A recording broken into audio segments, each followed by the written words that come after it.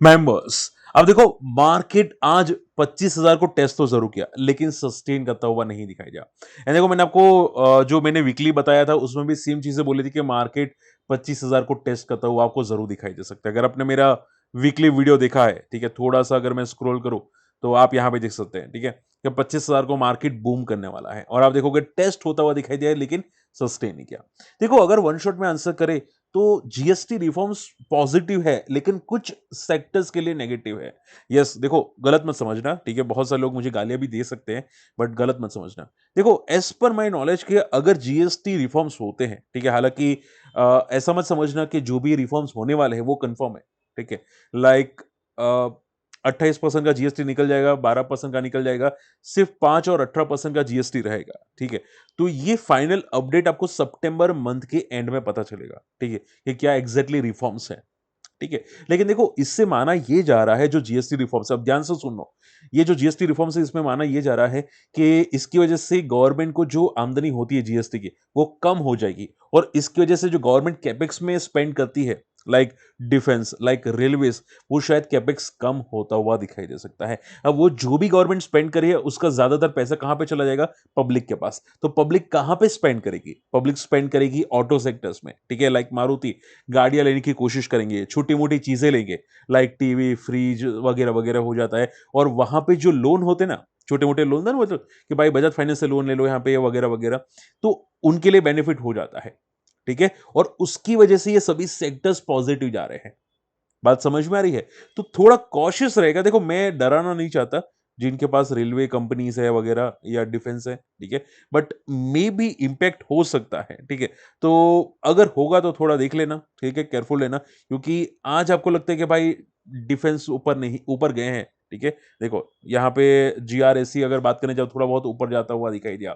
आज एचएल की अगर बात करने जाओ तो वो तो नेगेटिव था, सोचो, एचएल नेगेटिव था, बीईएल वो भी नेगेटिव था आज की तारीख के अंदर, ठीक है। सो चांसेस हो सकता है कि रेलवेज डिफेंस में कैपेक्स थोड़ा कम हो जाए क्योंकि गवर्नमेंट की स्पेंडिंग कम हो जाती है। अब देखो, आपको मेरी बात सही लगती है गलत लगती है, मुझे कमेंट एक बार जरूर करना, ठीक है। मैं, देखो, ओपिनियन था, मैंने बता दिया आप लोगों को। ओके, पॉइंट पे आ जाते हैं। तो निफ्टी की आज क्लोजिंग वैसे ठीक नहीं थी।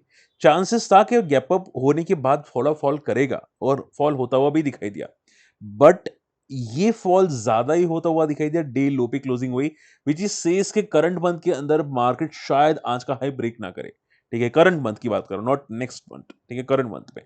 तो करंट मंथ में मार्केट, आप ये समझो, ये जो गैप क्रिएट किया है निफ्टी ने, ठीक है, अराउंड 24,600 से लेके 24,800 का, वो शायद गैप फिलअप करने जा सकता है, ठीक है। तो मार्केट करंट मंथ के अंदर 25,000 से लेके 24,600 के बीच में रहता हुआ आपको जरूर दिखाई दे सकता है। ओके। एफआईडीआई, आज एफआई की काफी अच्छी पॉजिटिविटी थी, कोई पैनिक नहीं। एफआई लगातार 3 दिन पॉजिटिव हो तो हम लोग सोचेंगे, ठीक है।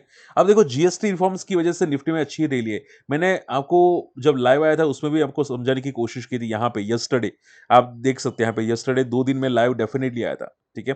काफी लोग नहीं देख रहे हैं यहाँ पे, तो smart money moves bye market में आके चेकआउट कर सकते हैं। यही बताया था कि मार्केट में एक तेजी आ सकती है, एक पॉजिटिविटी आपको आ सकती है, ठीक है। मार्केट में सुन दिवाली आने वाली है, यही मैं आपको समझाने की कोशिश कर रहा था। इट्स क्लियर कट पॉजिटिव, ठीक है। तो गैप अप तो पॉसिबल था।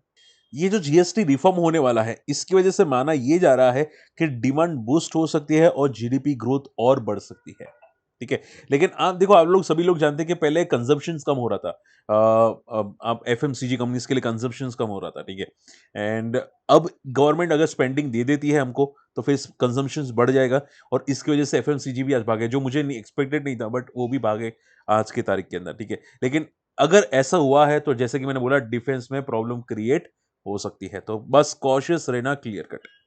चलिए, वोडाफोन आइडिया, एंड देखो, मैं एक बैनर बना के समझा दूंगा क्योंकि काफी लोग क्या है कि पूरा वीडियो देखते नहीं, सुनते नहीं है, तो मैं ट्राई करूंगा अलग से एक बैनर बना के समझा दूंगा।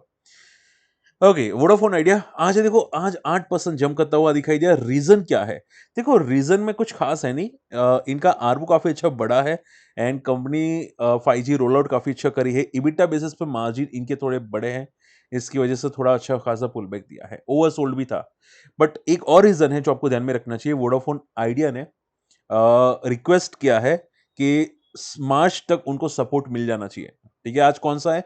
अगस्त मंथ है, यानी कि 2026 के मार्च तक इनको अगर सपोर्ट नहीं मिलता है तो ये पार्टी उठ जाएगी, ठीक है।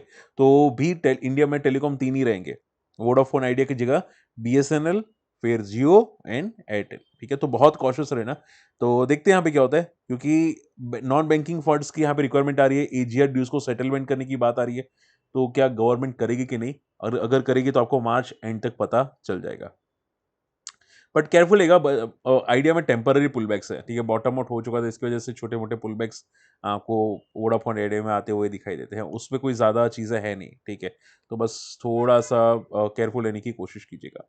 बजाज फाइनेंस एंड हाउसिंग, देखो अब जैसे कि मैंने आपको बताया कि जो जीएसटी रिफॉर्म्स है उसकी वजह से कंजम्पशन बढ़ेगा, लाइक छोटी मोटी जो चीज़ें खरीदते हैं लोग वो कंजम्पशन बढ़ेगा।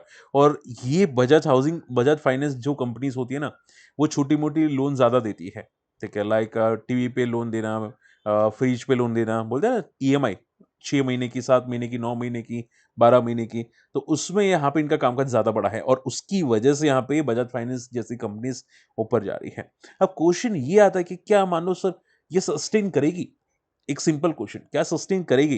अ, पहले तो मैं आपको बोलूंगा सस्टेन तो करनी चाहिए, बट आप ये समझो एक बार कंफर्मेशन आने दो सितंबर मंथ में, ठीक है। तो उसके बाद क्लियर आइडिया आएगी, ठीक है। अगर सितंबर मंथ में कुछ गवर्नमेंट ने कुछ दूसरा भी बोल दिया तो पैनिक हो सकता है, ठीक है। तो वो याद रखेगा, ठीक है। अब मान लो कि अभी से लेके सितंबर तक हो सकता है पॉजिटिव रहे बजाज फाइनेंस, ठीक है। सितंबर मंथ के बाद मे बी यहाँ पे न्यूज पे आगे और रिएक्शन करे, तो वो बात आप ध्यान में रखिएगा। मारुति सुजुकी, अब देखो सबसे बड़ा बेनिफिट मिल सकता है मारुति को, पता है क्यों? लोग का सबसे ज्यादा फोकस होता है लाइफस्टाइल पे, और लाइफस्टाइल में सबसे इंपॉर्टेंट होता है गाड़ियां, ठीक है, फोर व्हीलर्स। और उसकी वजह से मारुति सबसे ज्यादा भागता हुआ दिखाई दिया, क्योंकि इनकी गाड़ी बहुत ज्यादा डिमांड में है, ठीक है। सबसे ज्यादा जो गाड़ी बिकती है इंडियन मार्केट में जून मंथ के अंदर, जुलाई मंथ के अंदर, मैंने देखी थी यहाँ पे कि Alto, WagonR, Swift desire and ये सभी इनकी गाड़ी सबसे हाई ट्रेंडिंग में थी, ठीक है। इवन शायद टाटा की टाटा पंच थी एक इकद, और M and I think Creta थी हुंडई की, ठीक है। तो मारुति में ज्यादा मोमेंटम आती हुई दिखाई दी, सबसे ज्यादा बेनिफिटेड है, ठीक है। और आप देखोगे लाइफ हाई को क्रॉस करता हुआ दिखाई दिया, which is very very very positive, ठीक है। तो ये बात याद रखेगा, ये टेम्पररी मूव होती है। सितंबर मंथ में जो होगा न्यूज उसके बाद ज्यादा शायद हो सकता है मोमेंटम, ठीक है। तो वो बात याद रखेगा। इंश्योरेंस, अब देखो मैंने कल आपको क्लियर बताया था लाइव में कि insurance company 2-4% gap up open होगी, 5% होगी गैप अप, लेकिन सस्टेन करेगी कि नहीं वो देखेंगे। आज इंश्योरेंस कंपनी सस्टेन करती हुई नहीं दिखाई दी, ठीक है। इंश्योरेंस के लिए भी बेनिफिटेड थे, बट अगर मैं बात करें जो यहाँ पे न्यू इंडिया इंश्योरेंस, ठीक है, आप देखोगे 5.5% ऊपर, ठीक है। एंड GIC RE की अगर मैं बात करने जाऊँ यहाँ पे, तो वो तो सिर्फ आधा परसेंट ऊपर, ठीक है। तो इंश्योरेंस कंपनीज काफी तक सस्टेन आज मुझे तो करती हुई नहीं दिखाई दी, specially GIC RE। New India ने तो काफी अच्छा किया सस्टेन, बट टेम्पररी मूव थी, ठीक है।